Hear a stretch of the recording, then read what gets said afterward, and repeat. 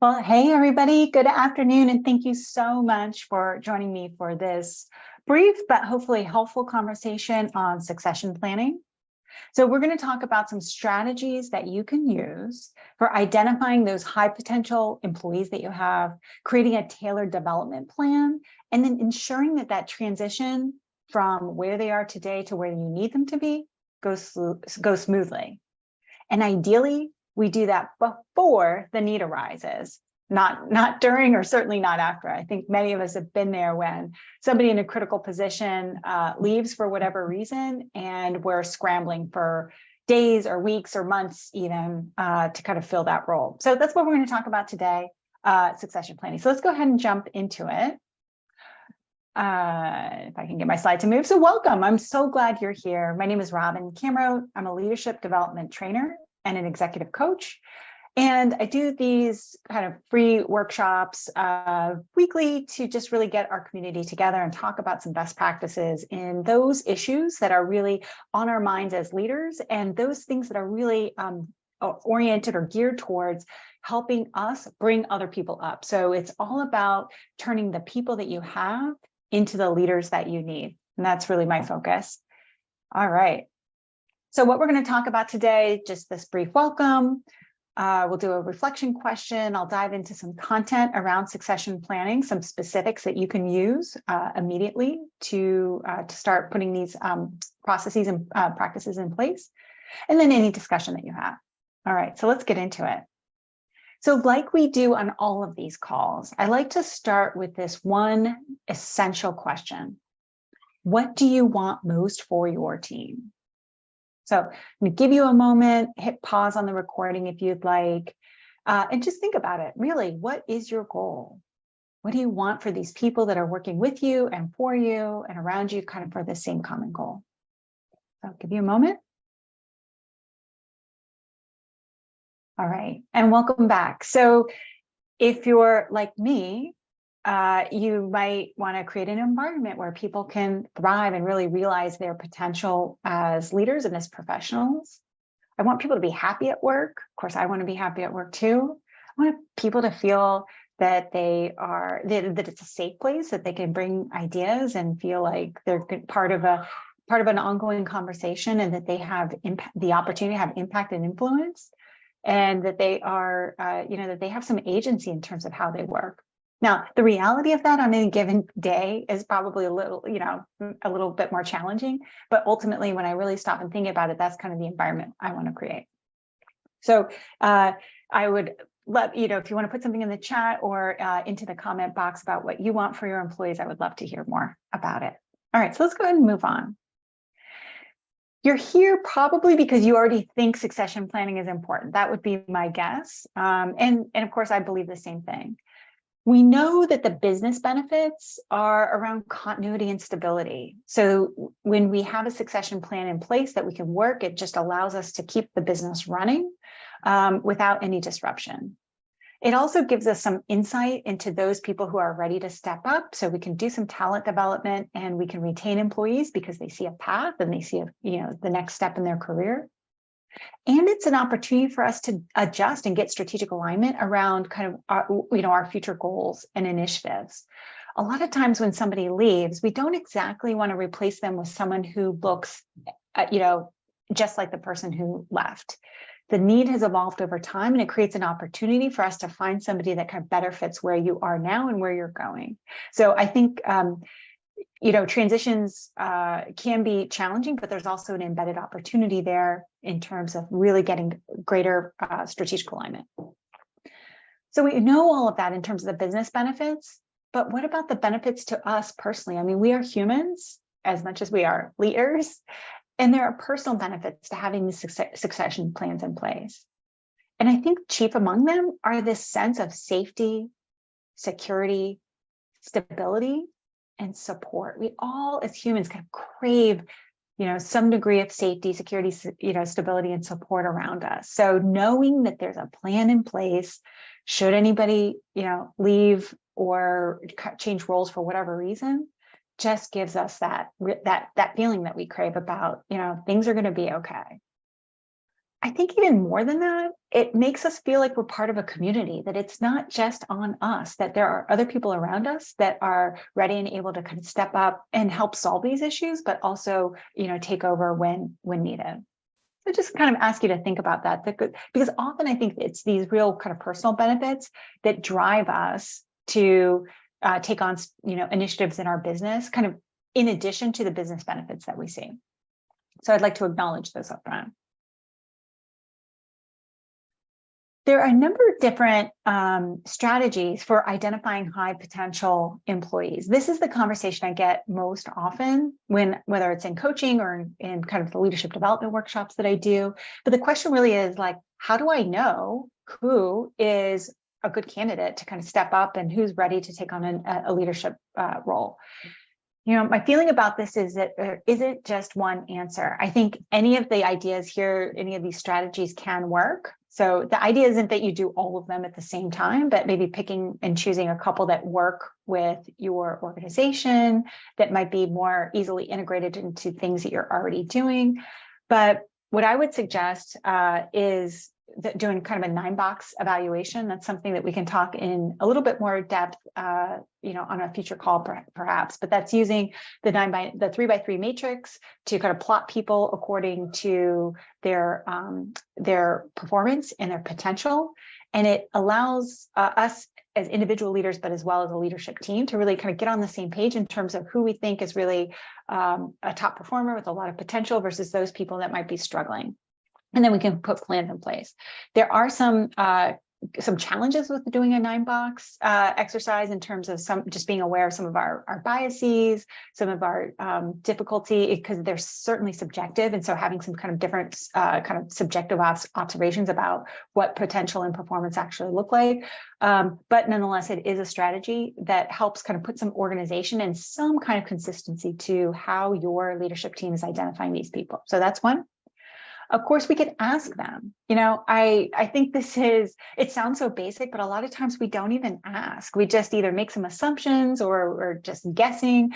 But with using things like employee surveys and other feedback mechanisms, whether it's in focus groups, we could just simply ask, like, who is interested in taking on the next level of leadership in this organization. So that's one thing.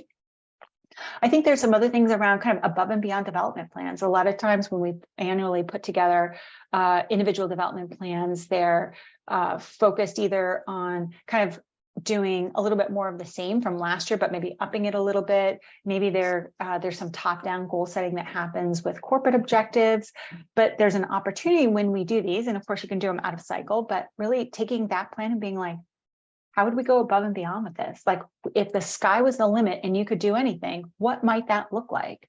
And that, I feel like, is a totally different energy around how you have that conversation versus where we typically go into the annual goal setting process, which kind of feels a little bit more incremental. So I'd encourage you to kind of think about those.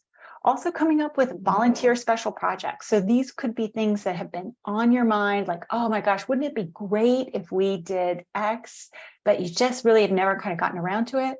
If there's somebody on your team that has a little bandwidth, that's, might be interested in kind of a stretch opportunity, coming up with these volunteer special projects and doing that alignment really could open up an opportunity for them to kind of do something a little different out of their day-to-day and demonstrate and grow some skills. And at the end, the bonus is that you actually get that piece of work done. My piece of advice on these is that you scope them pretty narrowly in terms of time. So this shouldn't be something that's like, oh, we're going to do onboard, we're going to put our onboarding program together and you're going to be responsible for here on until infinity. Instead, you might just want to scope it down to like, hey, we're going to do 6 to 8 weeks of concentrated effort on putting kind of our slides together, what this onboarding program would look like, and then it could just kind of cap it, because I think these volunteer special projects can feel like a drain on the individual if they kind of feel like it's then just become part of their job. So keeping it scoped pretty narrowly. You can also take a look at who is participating or utilizing all of those optional training programs that you have available, like who is showing up to participate in the lunch and learns or kind of the workshops that you might offer, who is accessing the free resources that you might have in terms of your LinkedIn Learning or other kind of training programs. Who is talking about other resources that they have pursued kind of on their own, or their books they're reading, or podcasts, or YouTube videos, or whatever? Like, who seems to be really thinking about their growth kind of outside of what's prescribed within the organization? So those can, really tuning into people who are participating and utilizing those resources can give you a clue that somebody is really interested in growing. And of course, informal conversations and career discussions when you're in your one-on-ones, simply just gauging the level of comfort that someone might have with their current role, any kind of itch they're talking about or demonstrating to kind of take on something new. Those can be certainly included. So these are 6 strategies for identifying those high potential employees. Before we talk about the process that you would undertake to do that transition, I think it's really important to just be intentional about it. So a lot of times we just, hope it happens, or kind of pair people up and say, oh, can you just, talk to this person about what you do and kind of get them up and running. And I think that's a mistake. It's time consuming up front, but it pays off long term when we are intentional and very deliberate about transitions. I pulled these stats from this study that was done by the DDI Center for Analytics and Behavioral Research.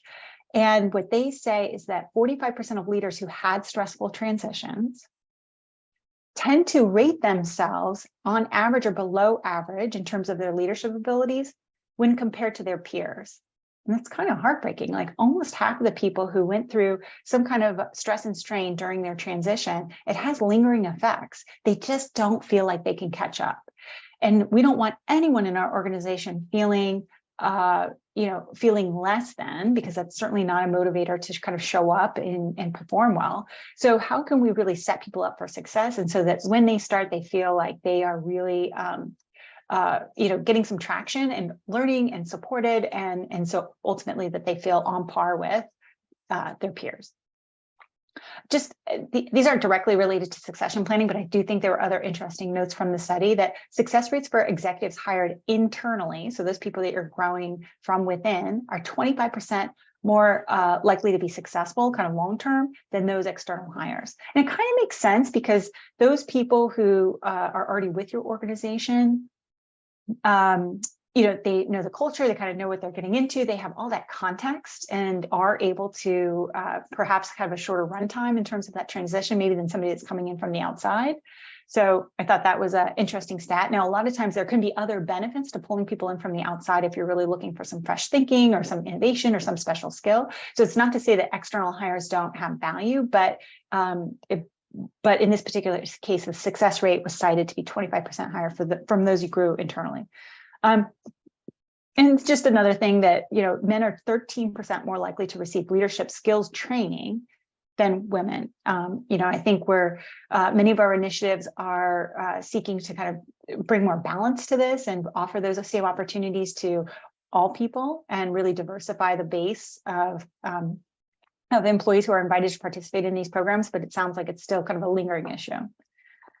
So, just on that point of being really intentional about transitions, I thought this quote from Stephanie Neal really resonated. So, when transitioning to a leadership role, you may not know how much your people are struggling. So, wanting to make a good impression, leaders might push through difficulty with a smile, that just put on that happy face, and hoping no one notices that they're falling behind or feeling behind. And I think that's so true. And I think a lot, it's relatable. I don't know if you've ever started a job and felt like overwhelmed behind the scenes and maybe gone home and be like, oh my gosh, I don't know if I can do this. This is so hard. It's so different from what I expected. And not really feeling like you could talk about that with the people at work, because after all, they had just made this big investment in bringing you on. And so I think that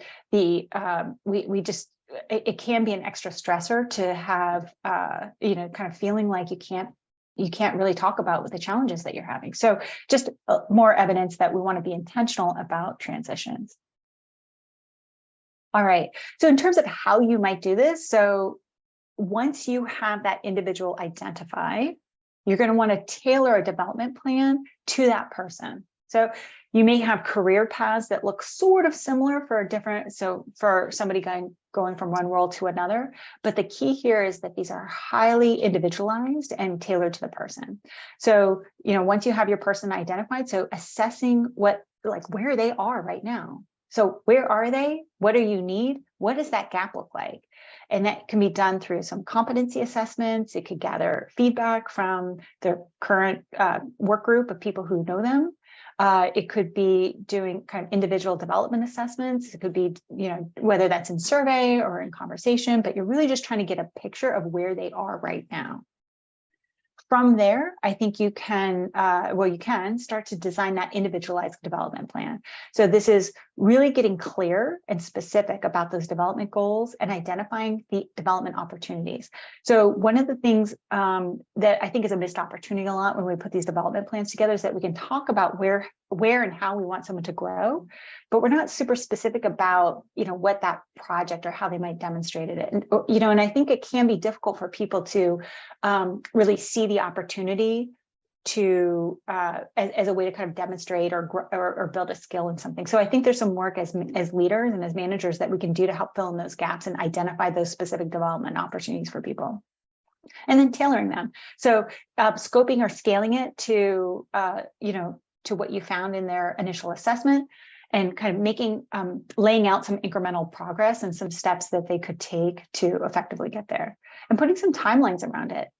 So, getting realistic about, we think this is going to take about 6 months, or we think this could be, done immediately with this mindset shift, or, whatever. So just kind of having it time bound, and then defining what success looks like. So, so often the friction that we have in organizations is because there are just different expectations about what done looks like, or what success looks like. And so just having an open conversation up front helps reduce some of that disappointment, frustration, and friction kind of later on. We just don't want any surprises. That's the goal.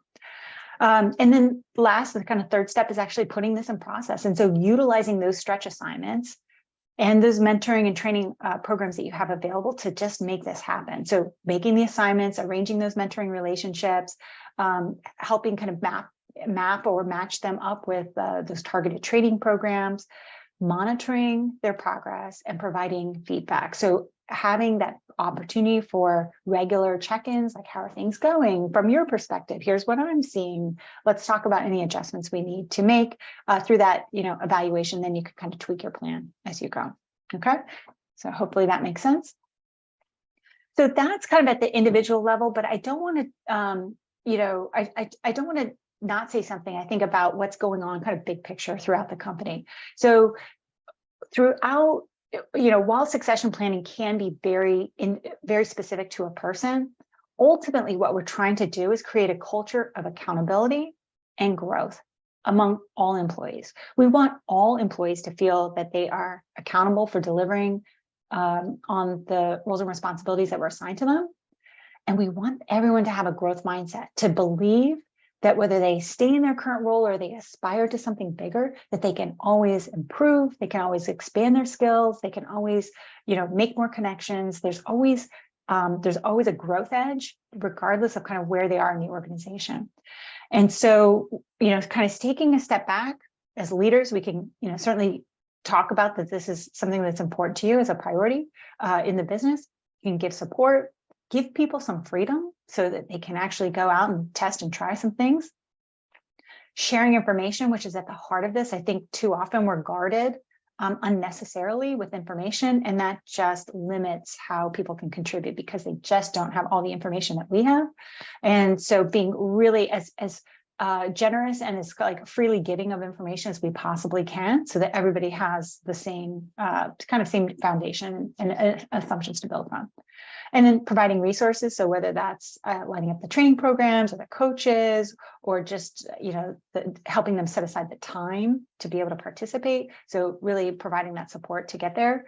And then being clear. We talked about this a little bit before, but really that clarity around expectations, ideally up front, but then periodically throughout your conversations with all employees and with individuals, just the degree to which you could be clear about, what the goal is, how you expect the person to get there, hopefully with some flexibility built in, is just going to lead to greater success. All right. So the thought that I wanted to leave you with is this idea that, the goal here in succession planning isn't to create a mirror image of whether it's of yourself or the person that's currently in that role. So it's not about preserving what you have. Yes, we don't want that continuity, but it's not about kind of just doing a copy and paste and kind of duplicate, carrying on with what we have. But truly amazing, remarkable leaders seek out successors who will eventually outshine them. You're going to look for that person that's going to take what you have been doing and to places that you could have never imagined before. And in that, making you completely unnecessary in the process. I mean, how unsettling, but beautiful is that? So long-term business growth isn't magic, but it does require us to take our sense of our indispensability and take that away, make it disappear. Taking all of our ego and kind of our insecurities kind of out of the equation just opens up the opportunity for us to grow, to grow others, to take what we're doing and then just make it that much better. So that's my closing thought. I'm going to stop the recording now so I can take some questions, but I appreciate your listening here. So.